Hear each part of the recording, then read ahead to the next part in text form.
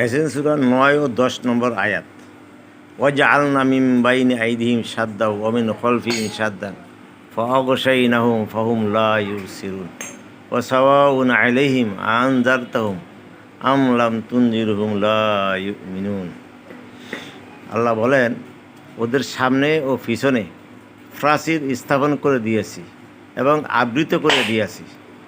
এরপরে আল্লাহ রাসূলকে বলেন, হে রাসূল, আপনি তাদেরকে যাই কিছু বলেন না কেন, তারা ঈমান গ্রহণ করবে না।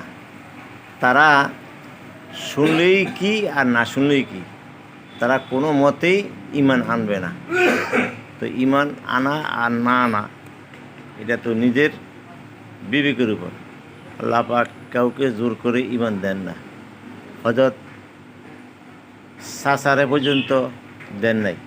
যখন আল্লাহর কাছে ফরিয়াদ করছে ঈমান দেওয়ার জন্য, আল্লাহ বলছে, হে রাসূল, কারে হেদায়েত দিমু না দিমু সেটা আমার ব্যাপার, আপনি এই ব্যাপারে আর কথা বলিয়েন না। তো এই জন্য আমরা সবসময় 5 ওয়াক্ত নামাজে আল্লাহর কাছে তওবা ইস্তেগফার করে বেশি বেশি হেদায়েতের জন্য দোয়া করতে হইব। আর বেশি বেশি তওবা ইস্তেগফার আর আল্লাহর কাছে রোজাদারি করতে হইবে। তাহলে ইনশাল্লাহ ইসলামের উপর থাকা, ইসলামের কাজ করা সহজ হবে। আর যারা ইসলাম থেকে দূরে, আল্লাহর ইবাদতবন্দি থেকে দূরে, পরকালের কথা ভাবে না আর এই ব্যাপারে কোনো চিন্তাও করে না, আল্লাহ বলেন ওরা জাহিল।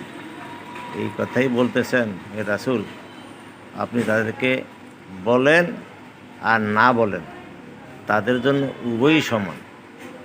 এই জন্য নিজের চেষ্টা নিজেই করতে হবে, নিজের জান্নাত নিজেই কামাইতে হবে।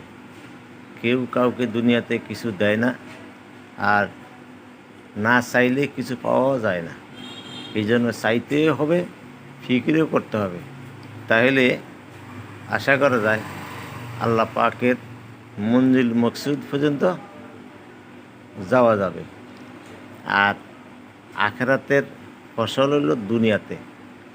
মানুষ যেমন বাগানে ফসল করে বছরের শেষ ফসল পায়, আমরাও দুনিয়াতে যতদিন আছি থাকবো, আল্লাহর ইবাদত বন্দেগী করব, আল্লাহ পাক আমাদেরকে যা খায়ের দান করবেন।